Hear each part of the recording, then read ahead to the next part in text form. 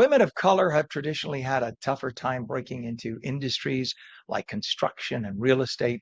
One organization working to change that is called the BLOC, BLOC, which is creating spaces for education and leadership in the fields. Natasha Davis is founder of the BLOC. She joins us this morning to talk about increasing representation. We say good morning to you and welcome, Natasha. Good morning. Good morning. How are you today? Good, thank you. Nice to see 50 degrees coming our way in New Jersey. Finally, yeah.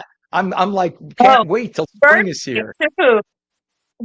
Yeah, there you have it. Well, so let's talk about this. Back in November, the block participated in a coffee and construction workshop. Brilliant idea, bringing together women leaders across real estate, construction, and development. So, why was that so important for the block to be part of that conversation? It was important because, as you stated with your opening, it's not a lot of women of color that is in that space. And what we wanted to do was create an intimate space of women that were interested in getting into construction or getting into real estate and having a real conversation about what that looks like for us. And we had everyone in the room from New Jersey, Philadelphia, Baltimore to really dive deep into what does it look like? How do you begin? If you're already in it, how do you scale? What is the next level of construction or real or development for individuals who are interested in getting into that space? And I mean, I'm sure it even goes further on. If you talk about generational wealth, you talk about real estate being passed on from family to family. There's a way by getting in that way, getting into the workforce from the real estate and construction perspective too. Doesn't it give you sort of an inside edge and an introduction, if you will, to real estate and ownership and property by doing it from the working perspective? Definitely. What we want to do is train individuals about what it looks like. First of all, a lot of people are told to go to a 4-year college, and we know that that's not the route for everyone. So what we want to do is allow them to explore the trades. What does that look like for you? Whether you're interested in getting in it from being an actual person in construction, if you're looking to get into real estate by getting your license, or if you want to be an investor, what is the pathway for you and how do we help you on that path?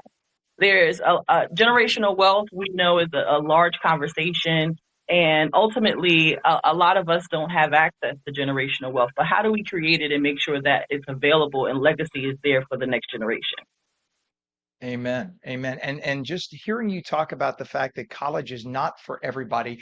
And when you say that, it's not, I'm sure what you mean is on two levels, I'm guessing. I don't mean to put words in your mouth, but I'm guessing you mean from both perspectives in terms of money, and it's not always the path for everybody. I think for decades we've been saying college, college, college because it was viewed as the great equalizer. No matter who you were, where you were from, if you had a college degree, you were on a level playing field. But now what we see is you got so many kids coming out of college with 300,000 in debt and no jobs available. Meanwhile, you got Right. kids going the route of trade school. They're coming out with zero debt and $100,000 a year job first day out of school. That looks like that might be a better plan. And many of those young people can start their own businesses a year or two later, and they own their own construction company or their own electrical, they're an electrician or a plumber, and they are set for life. So this is a brilliant idea. Let's zig when everybody else is zagging. Yeah, definitely. Like for myself, I started as a nurse, right? So I went the traditional pathway of getting a degree. But my first year in construction, I doubled my nursing salary, right? So I want to let them know, especially the youth, first, as a Black woman, I want to give them representation, young Black girls or girls of color, to let them see themselves in that space by looking at me and seeing a woman in that space. But additionally, letting them know that if just because you didn't take the path of a 4-year degree or a college, that you can't find wealth in real estate and construction. Like I said, I went to school. I was a nurse for 21 years and then transitioned over to construction. Who would have thought, if you would have asked me 10 years ago if I would be in construction, I would tell you that that would be my path. But I want Yep. to allow them to see that, there's tons of money that could be made in construction. There's so many avenues that you can go in the construction world. Construction is everything. It's where we live, where we sleep, where we drive. And there's so many opportunities. And as you stated, starting a business in construction, you can really, really make a lot of money. And I'm talking about going to school for just a few months, getting that trade, and now on the other side, really being able to create wealth for you and your family. I love it. And well, I think you also took a lot of the smarts that you got as a nurse and your professional experience. I'm sure that you applied that because there are a lot of people in construction who don't do that well, but clearly you're a brilliant person. So you know how to apply it. You got that great that great attitude, positivity. It exudes off the screen. Talk about the Developers Academy. What is it? Why is it such an important resource for people who want to learn more about development and investment and leadership?